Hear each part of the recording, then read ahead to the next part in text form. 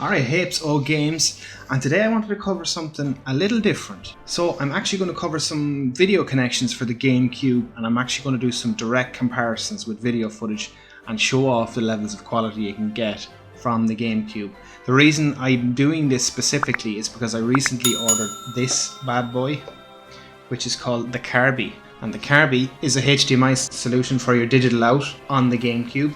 Now, I know I've covered something similar in the past. You see, unfortunately, I ran into issues with the Geico HDMI adapter. It ended up kind of getting damaged in the end, so I had to park that. I decided, rather than trying to repair it, I wanted to just go ahead and buy the CARBY, which is considered the Rolls Royce of connectivity on the Gamecube as far as video output is concerned. So, with that in mind, what we'll do is we'll show the connections at the back of the Gamecube. So I have one of my Gamecubes here. I actually have two. For the purpose of this demonstration, this is the CARBY, and I'll unbox that now.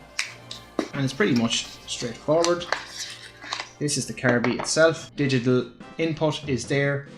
Your HDMI input is here. I've got a little decal on the front of it there. And that slots basically, let me just show you the Gamecube right now. Let's put this aside. That slots into the back and it sits cleanly and flush like so. And crucially, the issue I had with the other adapter is what this was a little bit free moving, and what eventually happened was the connection for the digital out ended up starting to bend, where this one, the CARBY, sits really flush into the digital out of the Gamecube itself. So there is no kind of variance in movement here, which is crucial because, as I said, wear and tear, and if you're moving the Gamecube around and you're moving cables, it gets caught. So that's the connection for that. But what I also wanted to show you is you can also get decent picture quality using a SCART cable. Now again, I should have been specific here.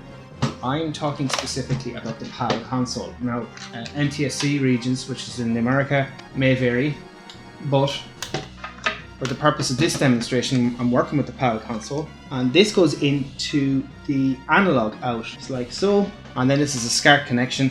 Now I also have an adapter for this in order to hook it up to my capture card, similar to that I would obviously use with the CARBY, and it's a SCART to HDMI solution. So it's a scalar converter. So essentially then, once you plug that into your analog out, you place your SCART in here, like so, and then HDMI will go on the other end. Now there's a little toggle switch for 720, 1080p support. That's only output resolution really. It doesn't necessarily upscale. So just keep that in mind, and it doesn't change the overall image aspect and quality. And then again, this is the HDMI connection, and this one requires actual external power source, so you need to have it plugged in as well. So that is the two connections we're going to kind of compare today, and I'm going to compare the video quality of those. Little additional items that come with the CARBY. You get a little remote, and I go through that in detail of what that does in the video later on. And the game I'm actually going to cover is Star Fox Adventures. Recently picked this back up, played this back in the day. It's a classic. So I always wanted to get and try and replay it after all these years. Really underrated Star Fox game. A bit like a Zelda adventure in a way. And not as complex with the puzzles and stuff like that, but still very fun. So that's that. So let's actually move on to the footage now, and let's talk in detail on that. Okay, for the purpose of this test, I've done some direct overlays. Let's start first with the SCART via analog out. And that max output resolution is 576i. And you can see that's quite blurry and muddy. And now if we do an overlay of the CARBY via digital out, which brings up the resolution to 480i, hugely, drastically improved from both image quality overall, the color depth. I mean, there's so much more color variance in it. Again, going back to the muddy look of the 576i, very blurry textures, blurry detail. And then once again you look at the 480i, there's a massive difference in the image quality overall. I mean, it's pretty much self-evident in that. What I tried to do as well in the next segment now is to kind of zoom in on Fox McCloud specifically, so you can kind of see some closer detail on the characters. And in this case, you can see the image is very muddy, very hard to make out any particular detail on Fox McCloud himself. I mean, it's just muddy, looks blurry, looks kind of greyish in a way. And now we zoom in using, as I said, the detail zoom using the CARBY, much more fine detail. You can clearly make out the definitions of the character models, as well as even if you look closely, you can actually see the hairs on Fox McCloud's body and his tail, etc. So again, that extra detail you're getting with this. So let's just move in as well to the actual menu that comes with the CARBY.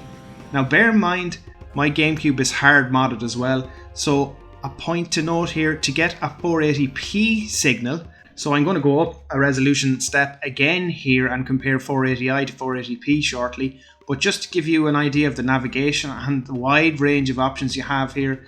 Primarily in this bit, I have set the video output to ensure that it's now going to output to 480p. So at the moment it is forced to 480i until I reset the console. But again, as you see, allow 480p mode is a specific option I'm showing here in the menu right now. That needs to be enabled. And what you can do also is you can go into the various different levels of resolution and modify each of those individually, so you can save individual settings per your preferred output resolution. Tons of settings. So yeah, I'm going to store that, and now let's get into the actual footage. So at the moment what you're looking at is 480i. A little bit combat scenario here, pretty much early on in the game, maybe 2 or 3 hours into it, maybe a little bit more. You know, this is the 480i image. It's quite clear, very nice colors, nice and smooth. Outputs at 60 Hz, not 50. That's a crucial difference, and a lot of the old PAL region consoles struggle with that whole 50 Hz 60 Hz issue. So this obviously helps do that. The funny thing as well is PAL by default only outputs dependent on the game, whether it has an option to have 50 or 60 Hz. But using the CARBY and in combination with a modified GameCube, you can actually force certain games to 60 Hz as well. So keep that in mind.